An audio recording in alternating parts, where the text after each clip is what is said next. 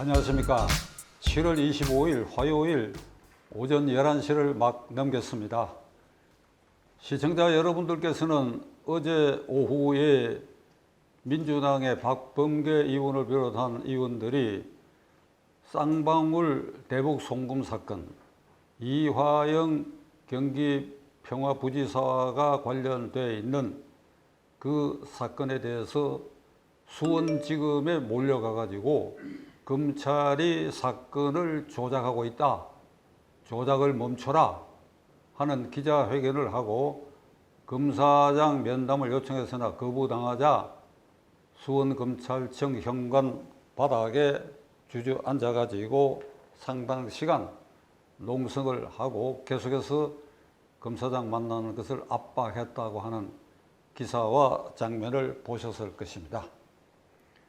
거기에는 이 박범계 의원이 이재명 대표와 관련되어 있는 일련의 여러 수사 사건에 대해서 이것이 전부 정치 탄압이고 검찰의 폭력적 행사다라고 하는 것에 대해서 이걸 타파하기 위한, 그러니까 태스크포스를 만들었는데 거기에 책임자가 박범계 의원으로 되어 있습니다.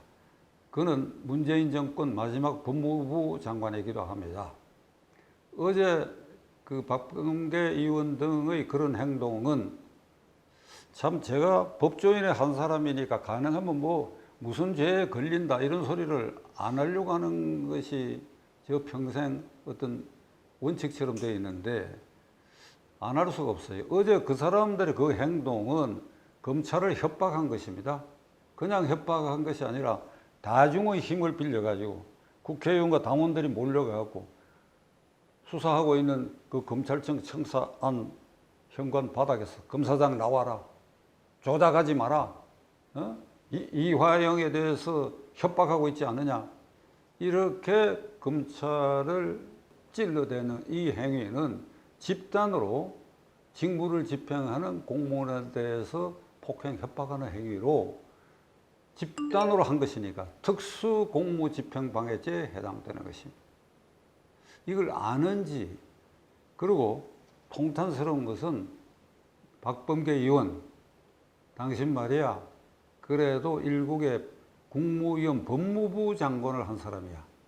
요 2년 전만 하더라도 그 수원지검의 검사장이나 검사 그 직원이 당신의 인사 범위 안에 들어가는 부하들이었다고, 직급상, 직제상. 그런데 정권이 바뀌었다고 해가지고 표변해서 검찰이 사건을 조작하고 있고, 그리고 그것을 항의하는데 땅바닥에 주저앉았다. 이게 해외 토픽감이야. 이게 이래도 되는 거예요. 더 점잖은 방법이 있었을 텐데 꼭 이렇게 해야 되나? 누구 말 맞다나 이거 양아치 짓이야, 양아치 짓. 하나도 국민에게 모범을 보이는 태도가 아니야. 그래도 국회의원이야. 그래도 직전 법무장관이야. 이런 짓들을 해서 계속 국민을 피로하게 하는데, 자, 어떻든 저는 이렇게 생각합니다. 1954년에 이 삼선개헌, 이승만 대통령의 삼선 연임을 가능하게 한 삼선개헌이 국회에서 통과된 직후에 제정당 무소속이 전부 합해가 호헌동지회를 만들었어요. 거기에는 그 당시 국회의원이었던 김영삼 의원도 포함되고, 핵심적으로는 신익희, 장면, 박순천, 조병옥, 정일형 이런 분들이죠.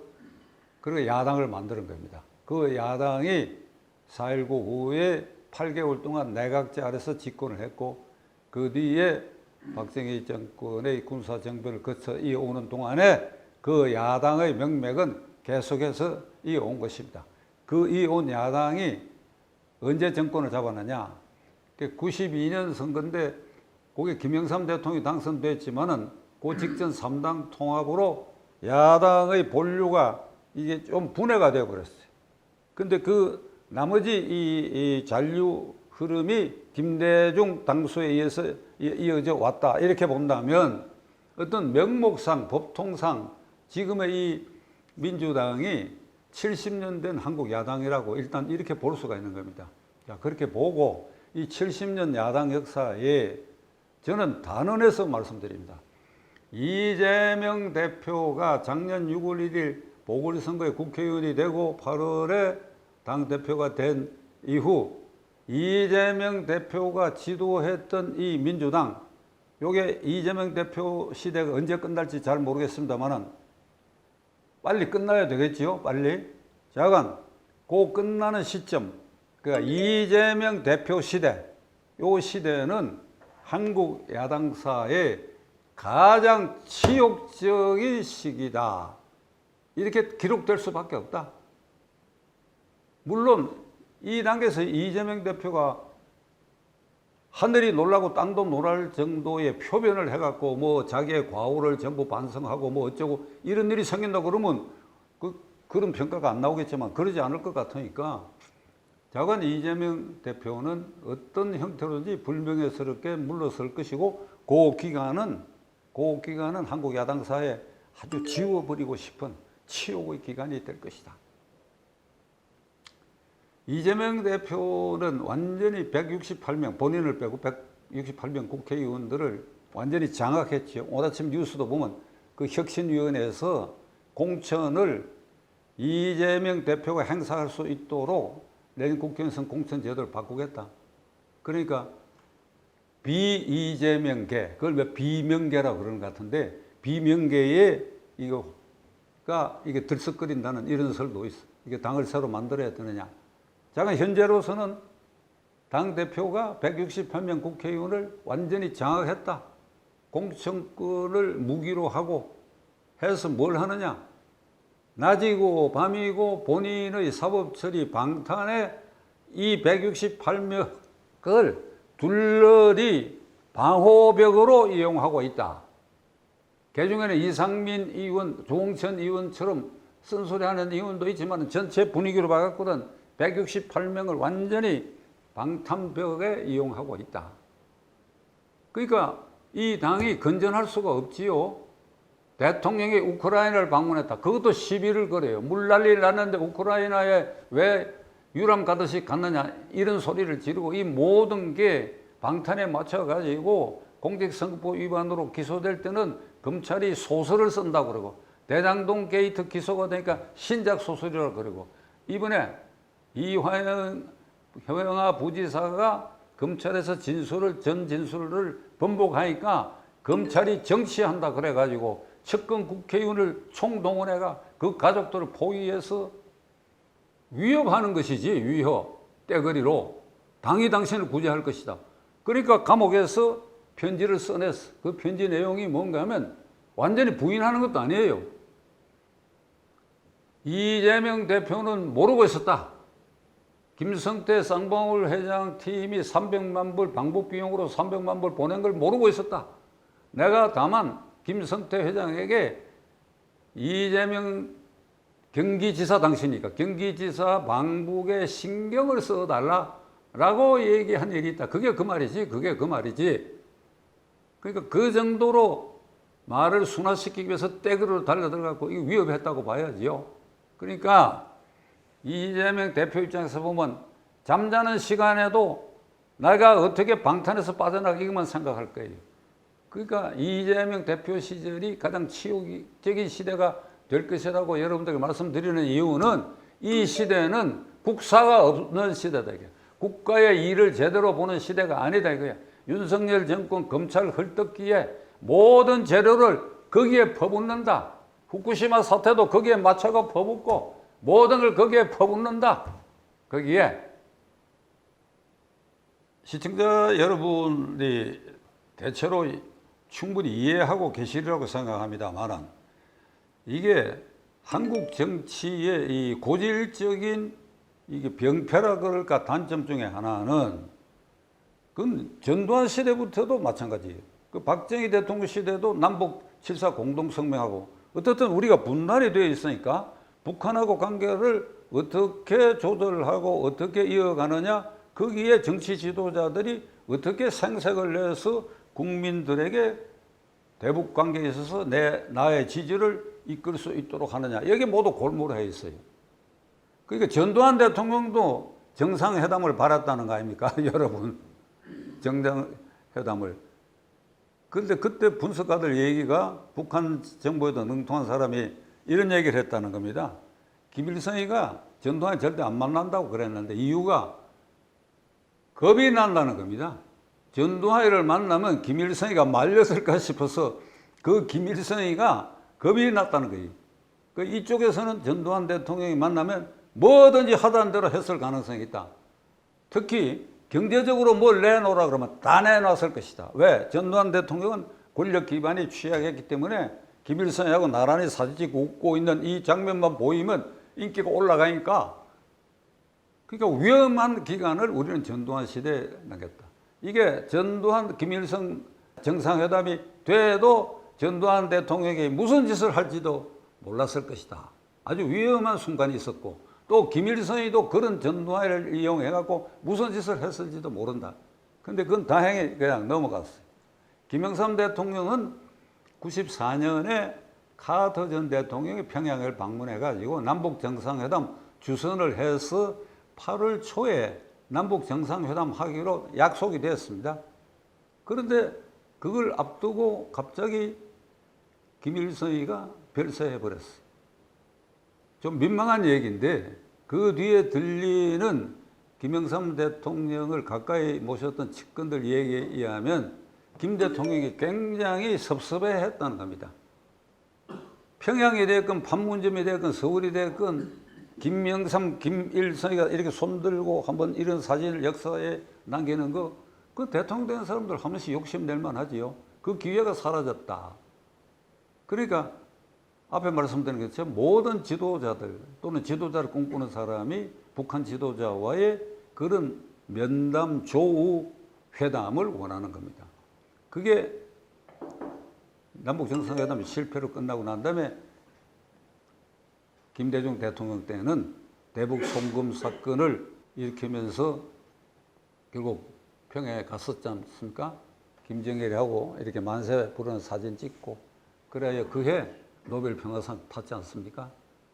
그 다음 노무현 대통령도 임기 끝나기 2달 전에 갔어. 그것도 이렇게 사진 찍었지요. 다 역사 기록에 남습니다. 근데 박근혜 대통령은 8월 달에 대통령 후보 출마를 포기해 버렸지요. 그러니까 이명박 대통령도 그걸 못 사겠지요. 그래서 싱가포르에서 북한의 이 관련자하고 안보실에 뭐 김태효 이런 사람들이 싱가포르에서 만나가지고 그런 걸 모색하다가 무슨 뭐 차비라고 준 거 폭로해가 문제도 생기고 그랬는데, 그 다음 문재인 대통령은 평양에만 간 게 아니라 백두산에도 같이 갔지요. 그러니까 문재인 다음 대통령 선거를 앞두고 야당의 유력한 후보로 올라선 경기지사 이재명, 그 기회를 만들어야지요. 그러니까 평화부지사라고 하는 자리를, 다른 도에는 전부 정무부지사입니다. 행정부지사, 정무부지사인데 경기도는 평화부지사다. 또 강원도하고 또 경쟁이 돼서 접촉지역이니까. 그래가 국회의원도 한번 지나고 이해찬 대표의 측근인 이화영이라는 사람을 앉혀가지고 이 사람이 하는 일이 이재명 지사의 방북이죠. 방북, 누구를 가가지고 김정은이하고 만세 부르는 사진입니다. 그러면 그 선거가 끝났다고 판단할 수밖에 없지요. 그렇지 않습니까? 우파 진영 유권자 빼고 그 반대편은 전부 글로 표가 쏠릴 수 있다는 계산을 이재명이 바보가 아닌들 그 계산 안 했겠어요? 그리고 이화영이도 바보가 아닌 다음에 자기의 임무가 그거라는 걸 몰랐겠습니까? 그 쌍방울을 곰으로 사용한 겁니다. 쌍방울을, 제주는 이화영, 이재명이 넘고 제주는 왕서방이, 제주는 곰이 넘고 도는 왕서방이. 그러니까 돈은 쌍방울로부터 걷어내가지고 그렇게 해서 그 정지 작업을 하는 과정에 북한 사람들이 경기도 방문해가지고 뉴스에 나오지요. 그 키 자그마한 사람, 무슨 북한 아태평화위 부위원장인가 한 사람, 그래가지고 모두 모여가지고 이화영, 이재명, 쌍방울 가서 모여가 화기애애한 분위기에 사진 찍고 한 거 있지요. 그래가 이제 만주에 가가지고 드디어 그 300만 불 그 문제가 다 합의가 돼가지고 500만 불에 300만 불 내려가지고 보내주기로 했다. 그 전후 과정을 이화영이가 독자적으로 했다? 아니지요. 이렇게 국민을 속이면 안 됩니다.